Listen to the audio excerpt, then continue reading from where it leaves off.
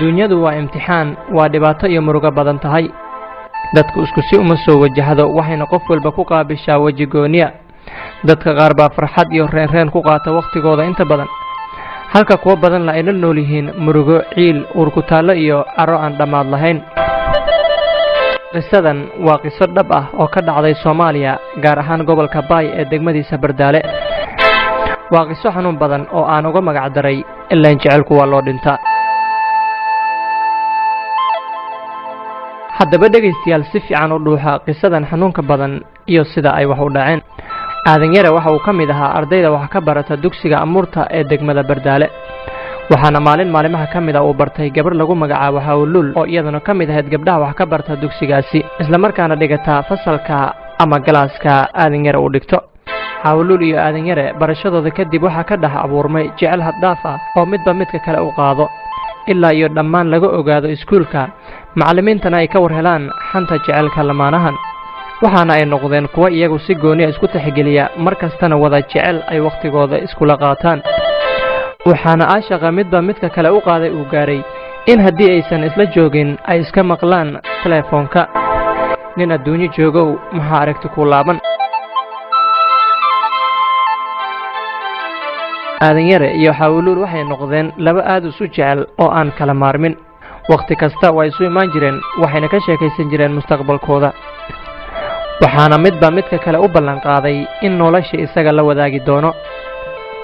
xaafadihii magaalada ayaa bilaabay xan aad u badan oo ay ku sheegayaan in labadan jecel uu ka dhaxeeyo. aadan yare ayaa la soo baxay dabeecad ka duwan tii lagu yaqaanay, waxaana uu joojiyey la sheekaysiga dhalinta magaalada, dheesha kubadda cagta iyo daawashada filimada oo uu caan ku ahaa.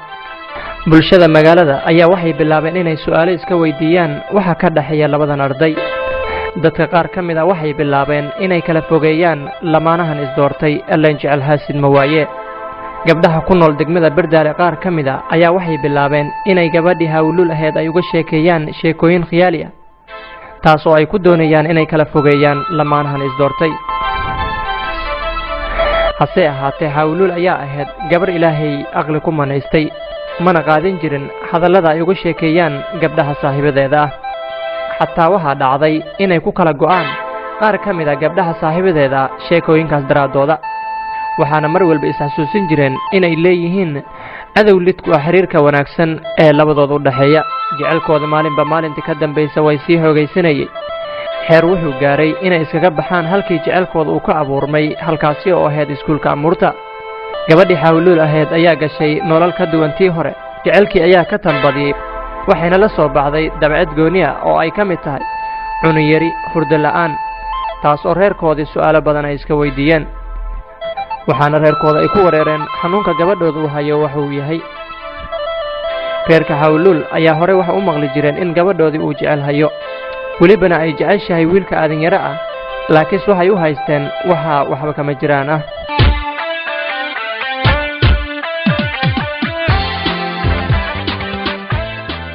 jecelka ay dhisayeen Hawluul iyo aadan waxaa qayb weyn ka qaadan jiray wiil ay aad iskugu fiicnaayeen aadan yare oo ku magac dheeraa Butay.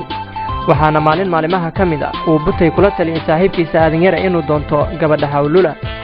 taladaasi saaxiibkiisa u soo jeediyey waa uu ku qancay, waxa uuna soo aaday gacalisadiisa Hawluul si arrintaasi ugu sheego. waxaana uu u sheegay in geedkii jecelka oo muddada badan ay waraabinayeen uu koray, laamo ubax lena soo bixiyey, socdaalkiisana uu ku qotomo sidii ay ku cuni lahaayeen miraha geedkan uu soo saari doono. Hawluul ayaa ku faraxday arrintii, wayna ka aqbashay, waxayna qalanka ku wada duugeen inay soo doontaan.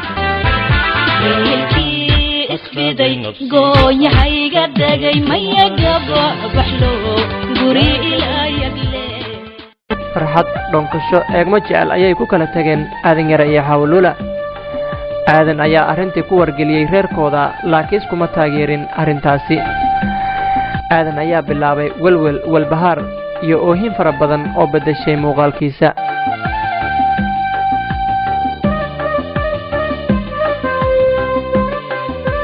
mana helin aadan cid ka tirta ilmada haddii laga reebo gacalisadiisa oo mar walba ku qancin jirtay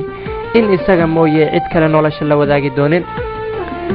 maalimaha ka mid ah aadan ayaa go'aansaday inuu aado xagga iyo Itoobiya, halkaasi oo ay deganaayeen adeeradiisa. كروني قبشر ما قن قدقادا كقروا صفاي قابت مكوة دي قف من قريا كروني قبشر ما قن قدقادا كقروا صفاي arrinta safarkiisa ayaa waxa uu bandhigay saaxiibkiisa Butey waliba ku qasbay inuu ku wargeliyo gabadhii Hawlul ahayd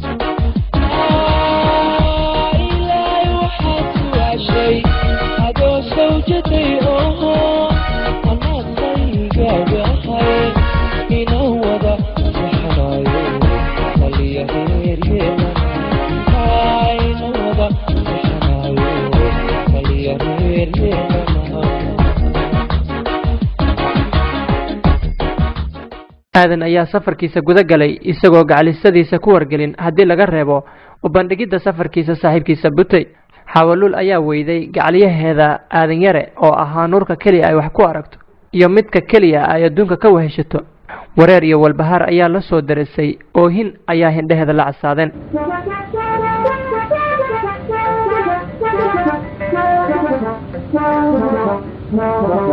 maalin maalimaha kamida gabadhii Hawlul ahayd waxa uu yimid Butey oo ahaa ninka inta badan ka soo qayb qaatay xiriirka labadan qof fariintana looga reebay markii ay maqashay inuu aaday Itoobiya ayaa oohin mooye wax kale lagu waayay gabadhii Hawlul ahayd waxa bilaabmay cidlo labaduba ay dareemayeen iyo nolol ka duwantii hore aadan ayaa soo wacay habeenada kamid ah Hawlul oo markaas qalbiga ku haysay isaga aadna u murgoysan lambar ka duwan kii hore ugu soo wici jiray ayuu ku soo wacay iyaduna ma weydiin su'aal ah hallow yaa weeye laakiin waxay hadal ku bilowday hallow aadan cadde halkeed ii joogta markaasuu ku yiri macaan maxaad ku ogaatay inaan anigu ahay qofka ku soo wacay kaftan iyo sheeko dheer kadib waxay gabadhii Haawo ahayd ay ku qasabtay aadan inuu soo noqdo uu soo raasado taas oo aadan uu ku qancay aadan ayaa ku soo laabtay degmada Bardaale waxaana uu go'aansaday inuu raasado gabadhii Hawlul ahayd waxaana arintii u bandhigay qaar kamid ah adeeradiisa maadaama aabihiis halkaasi ku sugneen waxaana durba adeeradiisa isku raaceen sidii ay ku aadi lahaayeen reerka Hawlul ayna reerkooda uga bandhigi lahaayeen inay doonayaan gabadhaasi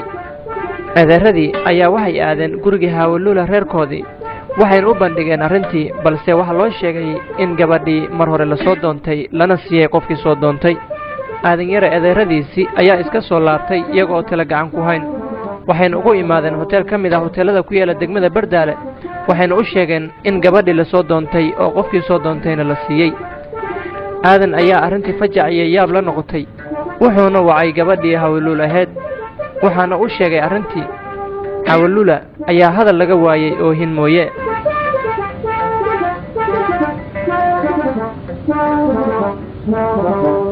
joogii ayaa isbedelay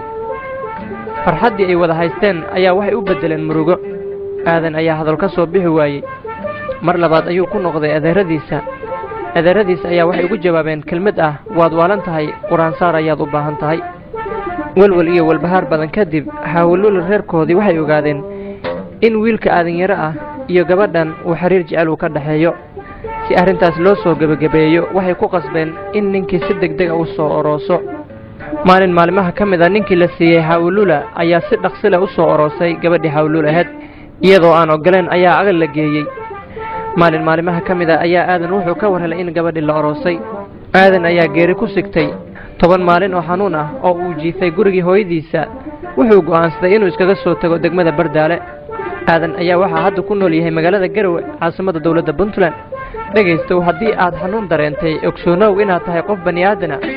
rabbi hagiisana u noqo qofka aad jeceshahayna had iyo jeer qadari oo ballantana adkee barnaamijkan waxa idin soo diyaariyay anigoo Siraaji Shaysaaq ah oo ku sugan magaalada Garowe caasimada dawladda Puntland ugu dambeyntii anigoo ku hadlaya afka dhalinyarada Soomaaliyeed meel walba ay joogaan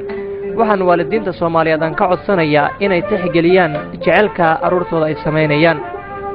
taasoo inta badan dhalinyarada aqabada ay soo wajahdo ay tahay dhanka waalidka amaana Allah